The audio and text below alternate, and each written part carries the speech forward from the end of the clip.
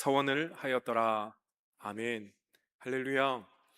오늘 저는 요나서 1장 말씀을 통하여 도망칠 수 없는 사랑이라는 제목으로 함께 말씀을 상고해 보고자 합니다. 여러분, 여러분 혹시 살면서 도망치고 싶었던 순간들이 혹시 없었습니까? 정말 하나님의 낯을 피하여, 하나님의 얼굴을 피하여 이 예배의 자리에서 도망치고 싶었던 순간들이 혹시 없었습니까? 그럼에도 불구하고 여전히 여러분은 이 예배의 자리에 나와 있다라는 그 자체가 저는 은혜인 줄 믿습니다. 분명 때로는 환경 때문에, 상황 때문에 정말 이 자리를 피하고 싶고 때로는 정말 도망치고 싶었던 순간들이 참으로 많았을 겁니다. 그럼에도 불구하고 여전히 이 자리에 나와 있다라는 그 자체는 하나님께서 여전히 여러분을 사랑하시고 붙드는 결과인 줄 믿습니다. 저는 저 역시도 참 도망치고 싶었던 순간들이 참 많았습니다. 그럼에도 하나님께서 저를 붙들어 주셨기에 저도 여기 있다고 믿습니다. 어떤 분은 젊은 시절에 이민을 오셔서 외국 생활에 모든 것이 낯설고 힘들고 적응하기가 어려워서 다시금 한국으로 돌아가고 싶다, 그 마음을 평생 간직한 채 살아갔던 분이 있습니다. 그렇지만 끝까지 도망치지 않고 하나님께서 이곳에 심으셨기에 이곳에서 적응하려고 노력하다 보니까 이제는 이곳이 내 나라 같다라고 여기는 분도 분명히 있다는 것이죠. 또 어떤 분은 가정의 문제와 자녀의 문제, 건강의 문제 앞에서 이 상황만은 피하고 싶다라는 것 때문에 도망치고 싶었던 순간들이 있었다는 겁니다. 그렇지만 그 자리를 도망하지 않았기에 여전히 가정과 자녀가 그 자리에 남을 수 있었다는 겁니다. 저도 이 자리에서 설교를 하다 보니까 목사님이 그냥 된 것처럼 보이지만 저도 목회를 시작함에 있어서 한 두 번 정도 목회를 그만둬야겠다는 생각을 한 적이 있었습니다. 신학을 하기 전에 하나님, 이 땅에 많고 많은 목사가 있는데 굳이 저마저도 목사를 할 필요가 있겠습니까? 하면서 제가 신학을 안 하기로 결정하며 다른 길로 한번 가려고 노력했었습니다. 어떤가 하면 저한테 어울릴까요? 제가 생각해 보니까 어릴 때부터 목회를 해야겠다 생각했는데 막상 안 하려고 하니까 제가 뭘 해야 될지 잘 모르겠더라고요. 그렇지만 남들이 그래도 안정되다, 뭔가 이 자리가 하면 평안하다고 한 자리가 뭐냐면 공무원 하면 좋겠다 싶어서 제가 열심히 한번 공무원을 준비한 적이 있습니다. 됐을까요? 안 됐을까요? 안 됐으니까 여기 있겠죠. 제가 공무원을 한번 열심히 준비한 적은 있었는데 하나님이 신기한 건 열심히 공부하다가 중간에 막으시더라는 거예요.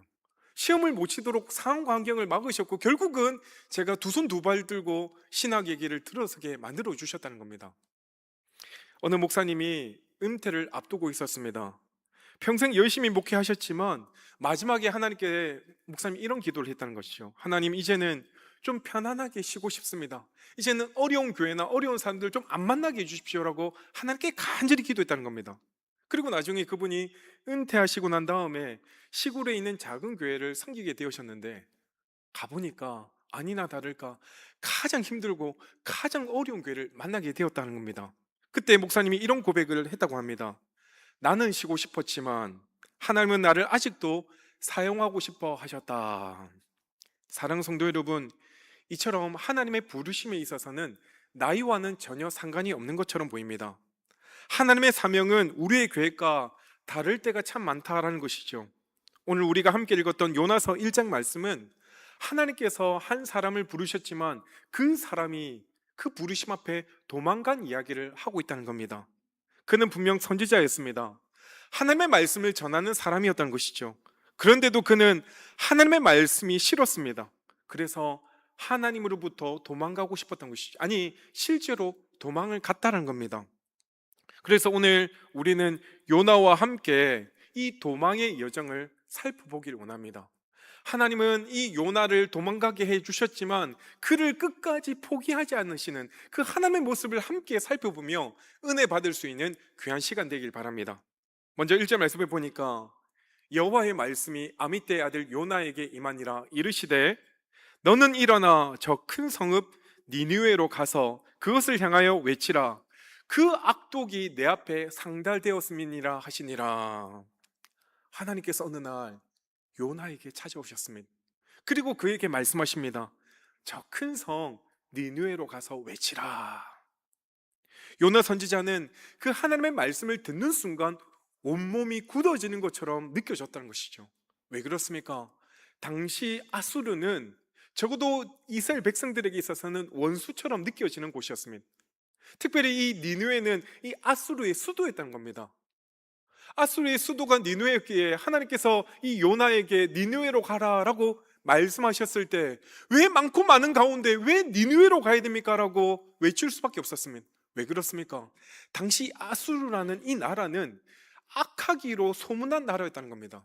정복하는 나라마다 그 나라 사람들을 완전히 멸절시키는데 앞장섰던 나라였습니다. 특별히 여러 차례 아수르가 이스라엘을 정복하러 왔었을 때 오기만 하면 마을들을 쑥대밭으로 만들었습니다. 남자들은 다 죽였고요, 여자와 아이들은 종으로 삼아갔습니다. 포로로 잡아갈 때 그냥 멀쩡히 잡아간 것이 아니라 목에 갈고리를 걸고 나서 개처럼 질질 끌고 갔다는 겁니다. 그렇기 때문에 그 누구보다 이 아수르의 잔혹함을 잘 알고 있었기에 요나는 하나님께서 그를 니느웨로 가라라고 하셨을 때 그 말씀에 대해서 도무지 용납할 수가 없었다는 겁니다. 그에게 하나님 지금 가라고 하십니다. 그들에게 가서 외치라는 겁니다. 이 외치는 것이 너희가 이 땅을 심판할 거다, 하나님께서 이 땅을 심판하시겠다는 이런 메시지가 아니었습니다. 너희가 회개하면 하나님께서 용서해 주시겠다라는 이 메시지를 선포하라는 겁니다. 아니 하나님, 어떻게 그럴 수가 있습니까? 이 말을 듣는 순간 요나의 마음속에 이런 생각을 했을 겁니다. 하나님 지금 제정신이 아니다. 아니 어떻게 우리와 원수 같은 그 나라에 가서 회개를 선포하게 할 수 있을까? 다른 나라도 몰라도 적어도 아수는 아니다라고 그 마음속에 생각했다는 것이죠. 그래서 요나는 그 말씀에 대해서 도무지 순종하기를 주저할 수밖에 없었다는 겁니다. 왜 많고 많은 나라들 가운데 하나님께서 바로 요나를 니느웨로 보내셨을까요? 여기서 우리는 하나님의 마음을 조금 발견할 수 있다는 겁니다. 사랑하는 여러분, 하나님은 우리가 싫어하는 사람도, 우리가 미워하는 사람도, 때로는 그 사람 얼굴 꼴 보기 싫은 그 사람까지도 어떻게 하신다고요? 내가 사랑한다 라고 이야기합니다. 나는 도무지 그 사람을 용납하지 못하는 그 사람마저도 하나님은 사랑의 대상임을 분명히 말씀해 주셨다는 겁니다. 여러분 혹시 아직도 마음속에 용서하지 못하는 그런 사람이 있습니까?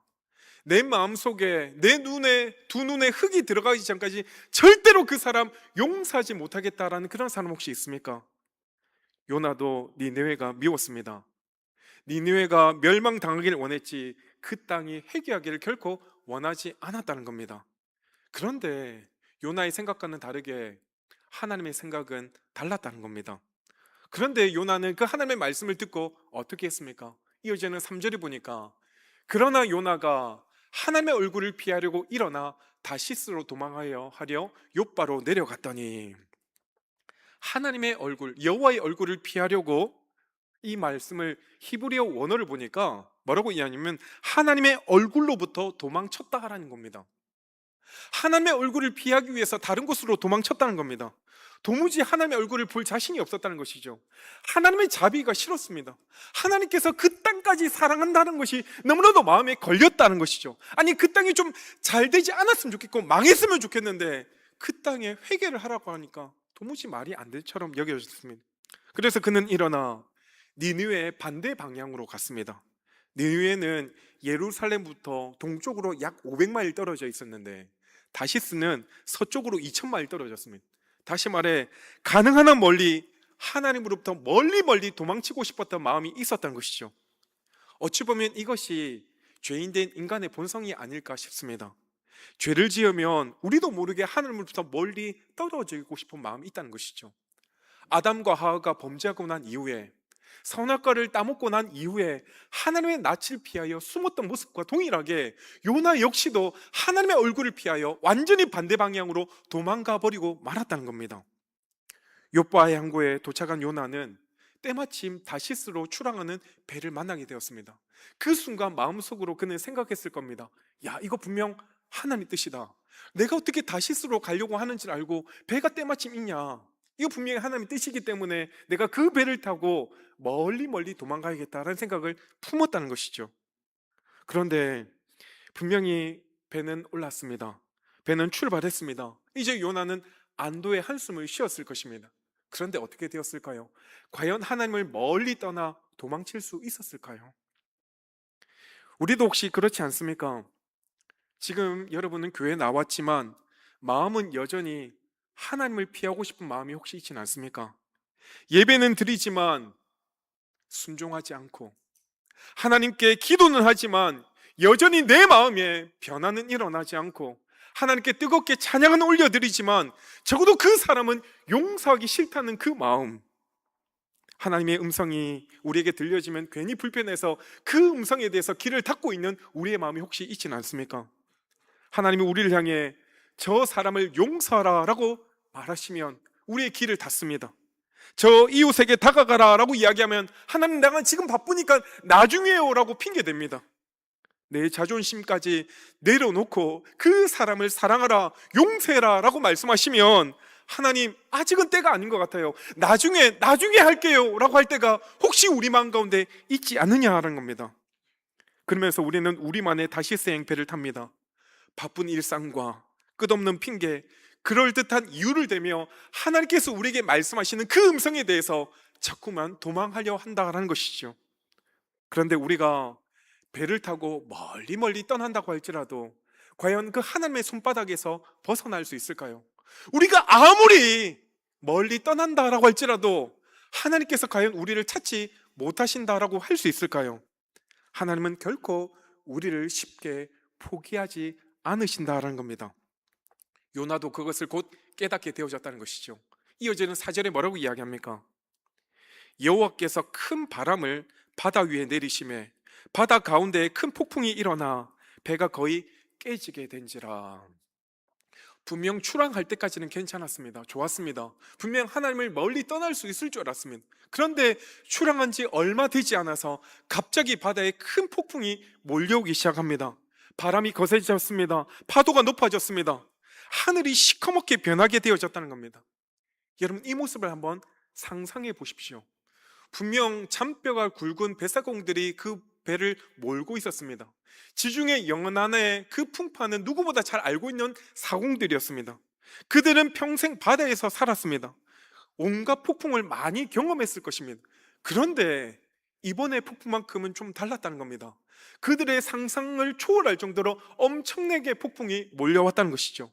그 순간 깨달았습니다. 이건 도저히 자신들의 힘으로 감당하기 어렵다는 것을 그들이 알았다는 것이죠. 그 순간 그들이 할 수 있는 것은 노를 돋고 그들이 믿는 하나님, 그들이 믿는 신들을 부를 수밖에 없었다는 겁니다. 이어지는 5절에 뭐라고 이야기합니까? 사공들이 두려하여 각각 자기의 신을 부르고, 발이여 우리를 살려주셔서, 아스토시여 우리를 도와주소서. 하나님이 아니라 그 다른 이방의 신들을 간절히 찾으며 그들의 신들을 부르면서 우리를 살려달라고 애걸복걸하고 있다는 겁니다. 배 위에는 분명 한 나라 사람들만 있는 것이 아니라 여러 나라 사람들이 함께 섞여 있을 거기 때문에 각 나라의 신들을 다 찾았을 것입니다. 그렇지만 어떻습니까? 도무지 아무런 일이 일어나지 않았다는 겁니다.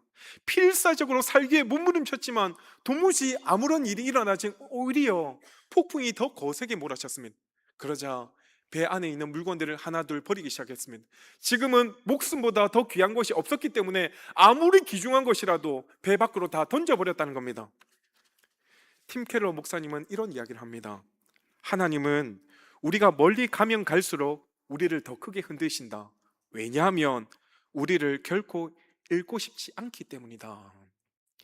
여러분이 아무리 하나님을 벗어나려고 몸부림치면 몸부림칠수록 하나님은 더 우리를 흔들어 깨우신다는 겁니다. 왜냐하면 그 하나님이 우리를 너무나도 사랑하기 때문에. 오늘 요나가 타고 있는 그 배를 흔드신 이유가 무엇입니까?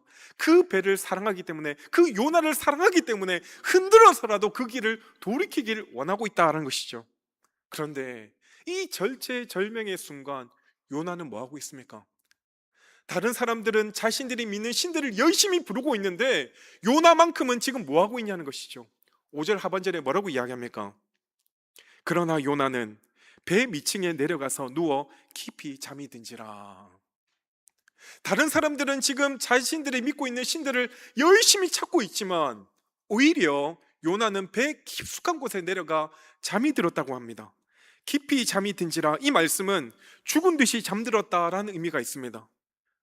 요나는 배 밑에서 죽은 듯이 하나님을 잊은 채 잠들어 있다는 것이죠. 얼마나 아이러니합니까? 살아계신 하나님을 아는 사람은 지금 잠들어 있고, 하나님을 모르는 이방인들은 필사적으로 자신들의 신을 찾고 있습니다.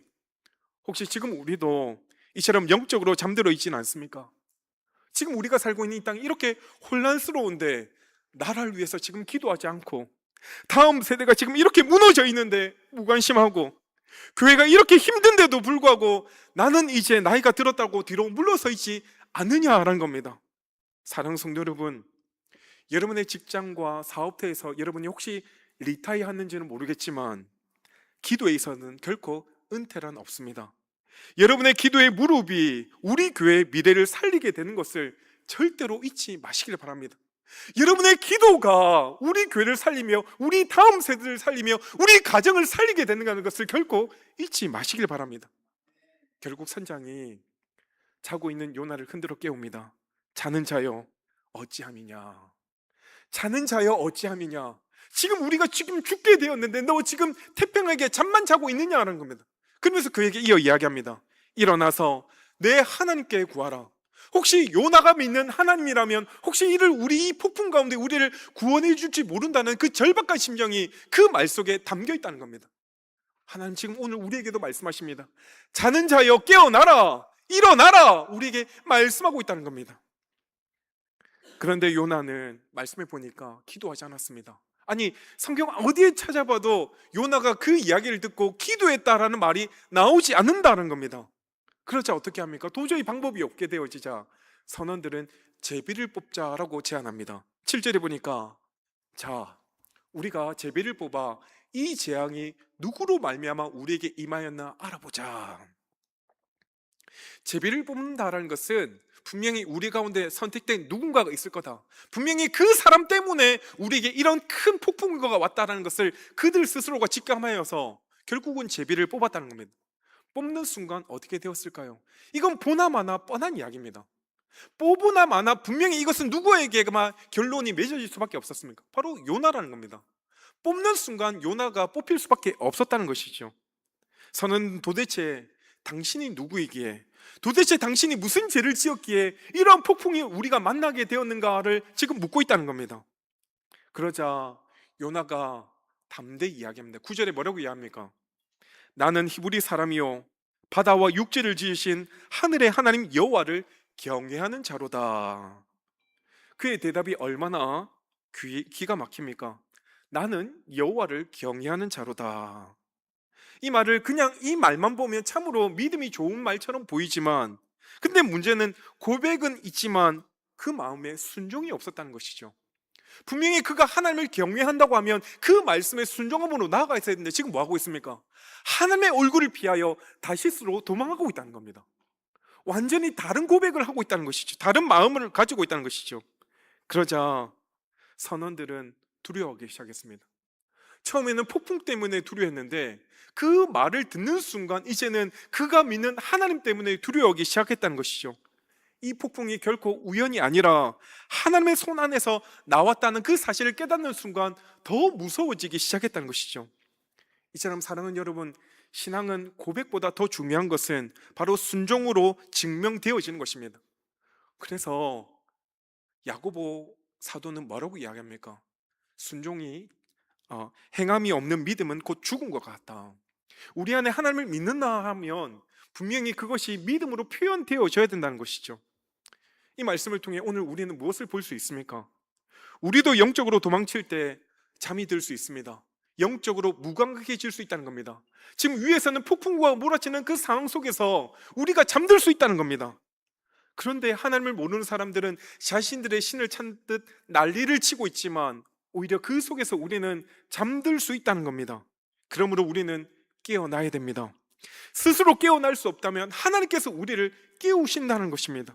제비를 통해서라도, 때로는 폭풍을 통해서라도 하나님은 우리를 영적으로 잠들어 있지 않게 하기 위해 깨우고 계시다라는 사실입니다. 그러자 선원들이 요나에게 묻습니다.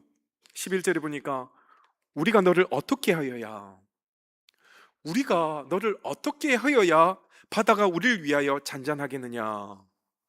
여러분, 지금 방법이 무엇입니까? 요나가 그 답을 정확히 알고 있다는 겁니다.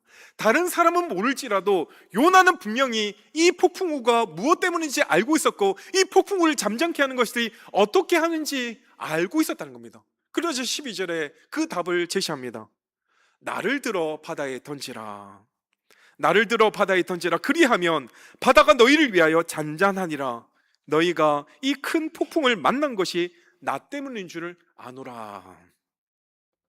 분명히 요나는 그들에게 답을 제시합니다. 내가 하나님을 경외하지 않고 하나님을 거역하며 불순종함으로 말미암아 이런 큰 풍랑이 왔다. 그렇기 때문에 나를 바다에 던지기만 하면 너희는 이제 안전할 것이다 라고 이야기합니다. 자신의 목숨을 이제는 그들을 위해 내어 놓았다는 겁니다. 자신을 던지면 바다가 더 이상 풍랑이 일지 않고 잔잔해질 것이라는 것을 그들에게 알려주었습니다. 그런데 놀라운 일이 일어났습니다. 요나는 분명 그들에게 나를 바다에 던지라 라고 외쳤는데, 그런데 선원들은 그를 던지지 않았다는 겁니다. 오히려 그들은 힘써 노를 저었다라고 합니다. 이방의 사공들은 하나님의 선지자를 살리기 위해서 애썼다는 것이죠. 여러분, 얼마나 놀라운 장면입니까? 그들은 분명히 요나와 아무런 상관이 없는 사람이었습니다. 아니, 어찌 보면 요나 때문에 자기들이 지금 죽게 되었기 때문에 빨리 그를 물속에 던져도 시원찮을 판에 그를 살리기 위해서 열심히 노를 저었다는 것이죠.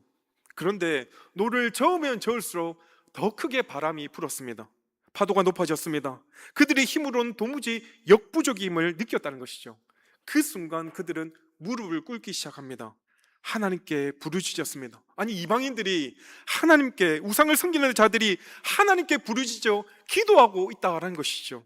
14절에 보니까 여호와여 구하고 구하오니 이 사람의 생명 때문에 우리를 멸망시키지 마옵소서. 무죄한 피를 우리에게 돌리지 마옵소서. 분명 요나 한 명 때문에 우리 모두가 죽는 것을 원치 않습니다라고 고백합니다. 그런데 그 다음 고백이 무엇입니까? 주 여호와께서는 주의 뜻대로 행하심이니이다. 주의 뜻대로 우리를 행해 주십시오. 다시 말해 항복한다라는 뜻입니다. 이방인들의 입에서 이런 믿음의 고백이 나오고 있습니다. 요나는 마침내 던져지게 되어졌습니다. 높은 파도 위로 거친 물속으로 풍덩 빠지게 되어졌다는 것이죠. 그 순간 어떻게 되었습니까? 풍랑이 잠잠게 되어졌습니다. 파도가 잠잠해졌습니다. 날씨가 화창하게 개이기 시작했다는 것입니다. 순간적으로 모든 것이 다 조용해졌다는 것이죠. 방금 전까지 죽을 것 같았던, 그들을 삼킬 것 같았던 그 바다가 완전히 잠잠게 되어졌다는 겁니다.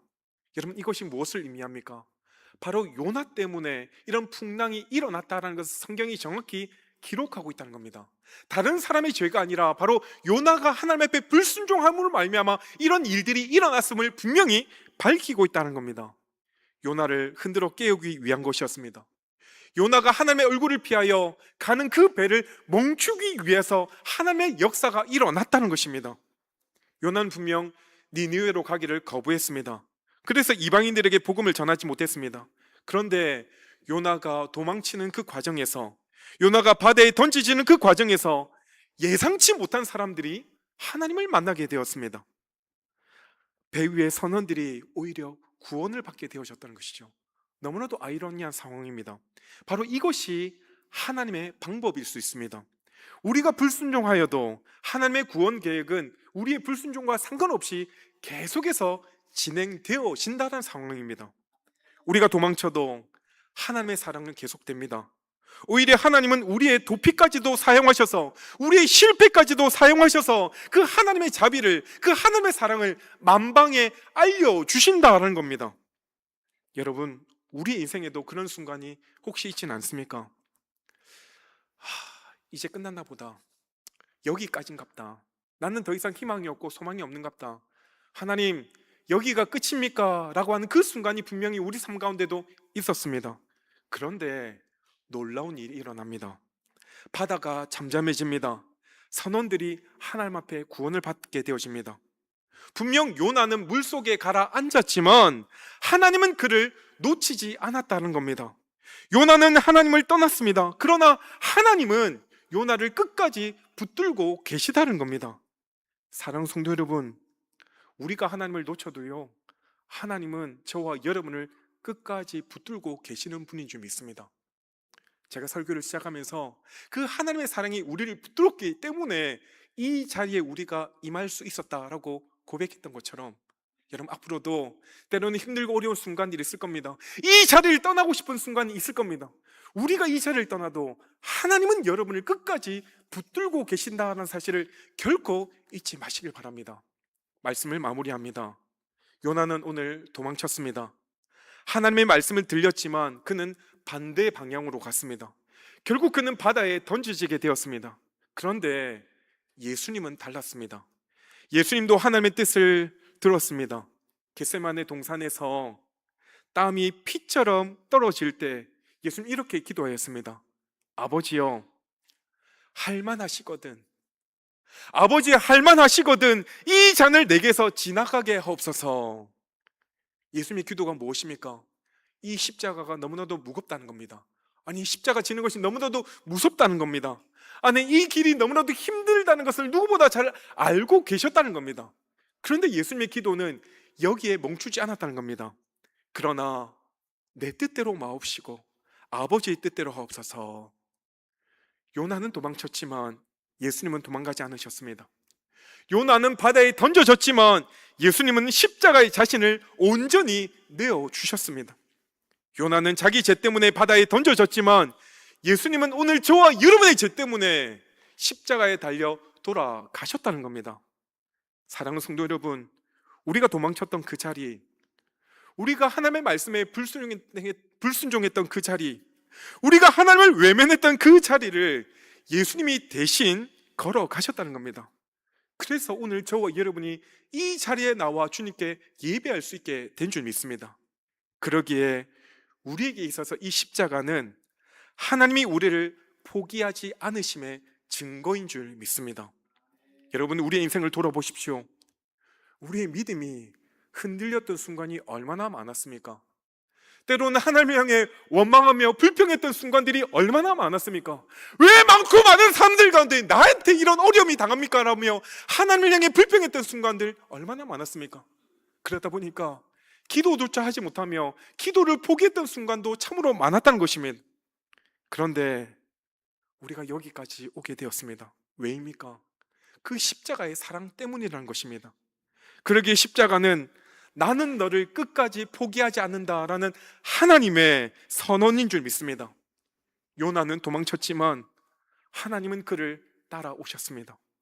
우리도 도망쳤지만 예수님은 끝까지 우리를 찾아오셔서 우리로 하여금 이 자리에 다시 불러 모아 주셨습니다. 그러기에 여러분이 오늘 주일날 교회에 나온 것은 결코 우연이 아닙니다.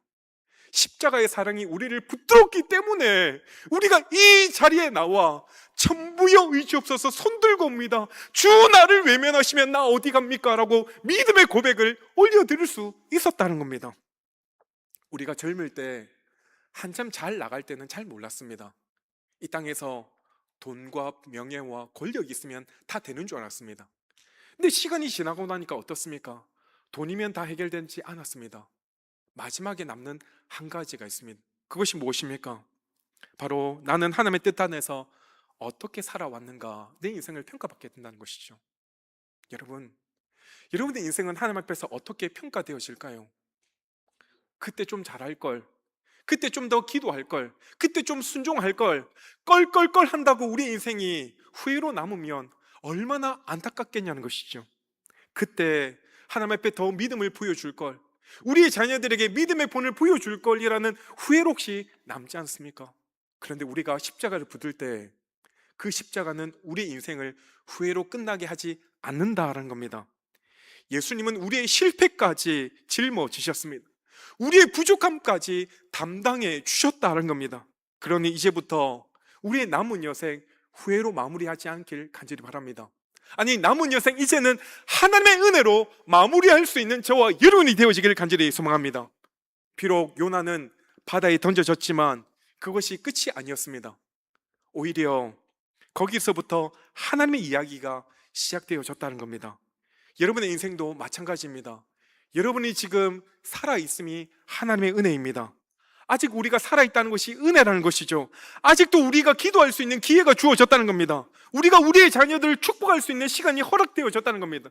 또한 우리가 아직도 우리가 용서하지 못한 그 사람을 용서할 수 있는 기회가 주어졌다는 사실이면, 무엇보다도 아직 하나님께 주님, 내가 더 이상 도망하지 않겠습니다. 이제 남은 여생 주를 위해 살겠습니다. 믿음의 고백을 올려드릴 수 있는 저와 여러분이 되길 간절히 소망합니다. Lord, we will not run anymore. I will obey what you say. 주님 말씀하시면 뭐든지 순종하겠습니다. 이 믿음의 고백이 오늘 우리의 고백이 되어지기를 간절히 바랍니다. 사랑하는 성도 여러분, 예수님은 저와 여러분의 죄를 위하여 끝까지 십자가를 지셨습니다. 그 순종 때문에 우리가 살았습니다. 그렇다면 이제 우리 차례입니다. 우리가 주님을 위하여, 우리 하나님을 위하여 큰일 안 해도 괜찮습니다. 멀리 가는 일 안 해도 괜찮다는 겁니다. 그저 우리의 남은 시간 하나님의 말씀에 등지지 않고 날마다 주님과 동행하는 삶을 살기 위한 문부림들이 우리 안에 있어지기를 간절히 바랍니다. 이제 시작되어지는 한 주간, 특별히 이번 수요일 이제 사순절의 기간이 시작되어집니다. 여러분, 사순절 40일 기간 동안 여러분 어떻게 보내길 원하십니까? 정말 이번 사순절 기간 동안 주님께서 나의 죄를 위하여 십자가 지심을 깊이 묵상하며 영적 훈련들을 받을 수 있는 아름다운 시간이 되길 간절히 바랍니다. 그리고 이번 한 주간 온전히 우리 모두가 십자가만을 의지하며 나가십시다. 십자가를 바라보면 그 십자가 가운데 하나님께서 우리에게 음성이 들려주실 겁니다. 내가 너를 끝까지 사랑한다. 네가 어디까지 도망갈지라도 나는 끝까지 너를 찾을 것이다. 십자가가 우리에게 말씀하실 겁니다.